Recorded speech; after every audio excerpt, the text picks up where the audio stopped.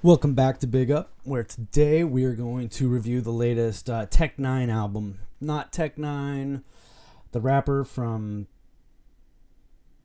St. Louisville, but Tech Nine as in Diego from uh, Four Hero, Reinforced Records, legendary guy in drum and bass, and other things. So this album, once again, I am late on reviewing this. I've had this in my to review box for way too long. But so this is not new, as new as it should be at least.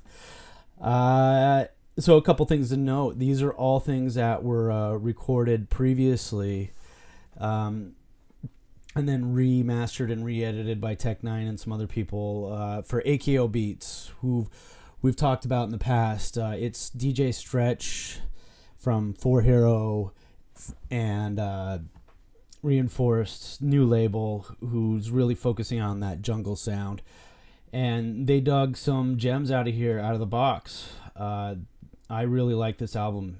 It's pretty great. So let's take a look at the vinyl. We just have standard. Got some of the same art as the background. Not sure what that is. It looks kind of like tinfoil or like a space blanket.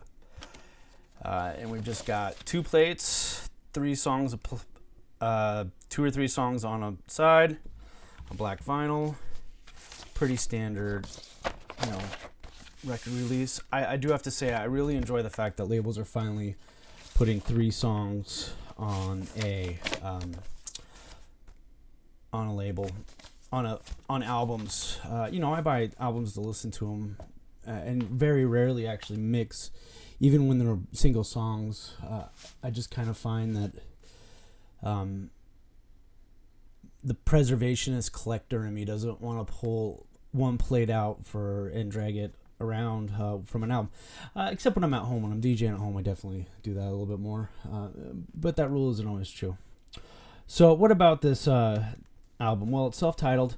I cannot find a digital copy of this. I wish I could.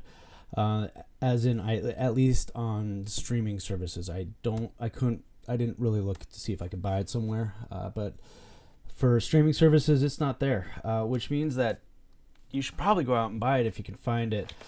Tech Nine, who's Diego from Four Hero and from Reinforced, released a lot of stuff. So this collection of his is all stuff from the early jungle days up until now, and my bet is most of this is from there. Let's see which one's which. Let's take a look at the track list. Uman, Winking, and Nightmare and 96 Demo straight up are jungle classics. Huge subwoofers, huge 808s on this with just some great chopped beats. I mean, like, I love choppage, drum funk, whatever you want to call it, those jungle beats. And one thing you can tell from that is a lot of this stuff was made on hardware, even to its detriment at some points, because on A Bit Much or Your Last Chance, I think it's A Bit Much, definitely busting out like the 80s synths in a way that was just, it sounded dated. It sounded like an old Yamaha. I'm sure maybe it was an old Yamaha, but it just sounded like mid-90s vaporwave in not the good way. Did sound dated, but that's okay, because the rest, like one song that sounds dated on an album of just banger after banger after banger, you can forgive that, right? I mean, that is what it is. Let's see, 96 Demo was like my favorite tune. Had some just massive 808s on here. A lot of these were so good that I was like, why didn't he release these ever? Because a lot of times when you hear people collecting up stuff that didn't make it, it's either those super exclusive dub plates that didn't get on a label because someone picked it up and then they were trying to play that dub plate game where they had the exclusivity and then they just never released it, which has happened a lot, especially for Prototype, Groove Riders label. And then some of these are...